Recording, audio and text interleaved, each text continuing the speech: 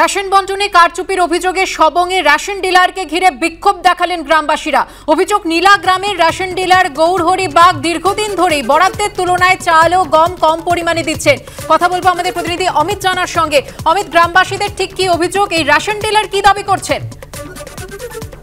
দেখো সুকন্যা, তোমাকে বলে রাখি যে রেশন সামগ্রী কম দেওয়ার অভিযোগ উঠছিল রেশন ডিলারের বিরুদ্ধে, এবং সেই অভিযোগ পাওয়ার পর সবংয়ের যে বিক্ষোভকারীরা যারা রেশন প্রাপক তারা কিন্তু দীর্ঘক্ষণ ধরেই রেশন ডিলারকে তাদের প্রাপ্য রেশন সামগ্রী কম দিচ্ছেন এই অভিযোগে ঘেরাও করে রাখে বুধবার সন্ধ্যের সময়।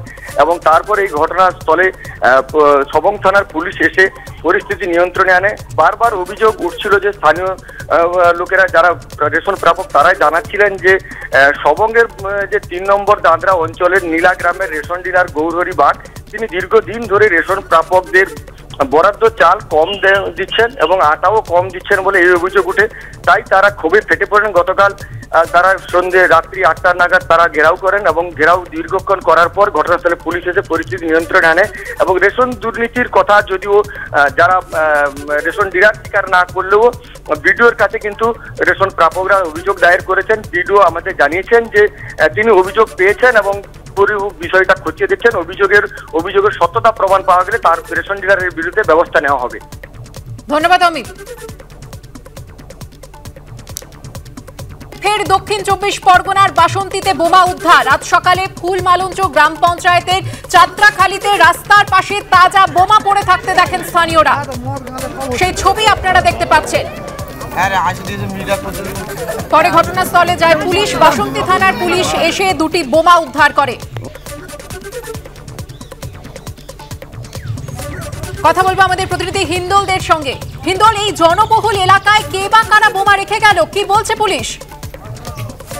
দেখো, কে বা কারা এই বোম রেখে গেছে সেই বিষয়টা কিন্তু এখনো পর্যন্ত স্পষ্ট নয়। কিন্তু আবারও দেখা গেল সেই দক্ষিণ ২৪ পরগনা সেই বাসন্তী, যেই বাসন্তীতে কিন্তু একেবারে পঞ্চায়েত ভোটের আগে থেকেই বারংবার বোমাবাজি, গুলি চালানোর ঘটনা, বোমার আঘাতে খুনের ঘটনা পর্যন্ত ঘটেছে। সেখানে কিন্তু আবারও নতুন করে এই বোমা পাওয়া যাওয়ায় স্বাভাবিকভাবেই এলাকায় যথেষ্ট উত্তেজনা সৃষ্টি হয়েছে। তোমাকে বলে রাখি যে বাসন্তী যে ফুলমালঞ্চ অঞ্চল, সেই ফুলমালঞ্চ ফুলমালঞ্চ গ্রাম পঞ্চায়েত এলাকার চাপড়াখালীতে রাস্তার পাশে তাজা বোমা পড়ে থাকতে দেখেন স্থানীয়রা, এবং পরে বাসন্তী থানার পুলিশ ঘটনাস্থলে যায় এবং সেই বোমা কিন্তু তারা উদ্ধার করেছে। সেই বোমা কে বা কারা রাখলো সেই বিষয়টা এখনো পর্যন্ত স্পষ্ট নয়। ঘটনা তদন্ত শুরু করেছে বাসন্তী থানার পুলিশ এবং এর নেপথ্যে কে বা কারা রয়েছে সেই বিষয়টা খতিয়ে দেখা হচ্ছে, তেমনটাই কিন্তু বারুইপুর পুলিশ জেলা সূত্রে খবর। ধন্যবাদ হিন্দল।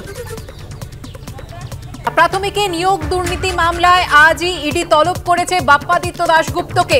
এর আগে আপনারা জানেন যে ৩০শে নভেম্বর ২০২৩ সালের সেদিন সিবিআই তল্লাশি হয় তার বাড়িতে এবং তার বাড়ি থেকে একাধিক নথি উদ্ধার হয় বলে দাবি করে সিবিআই।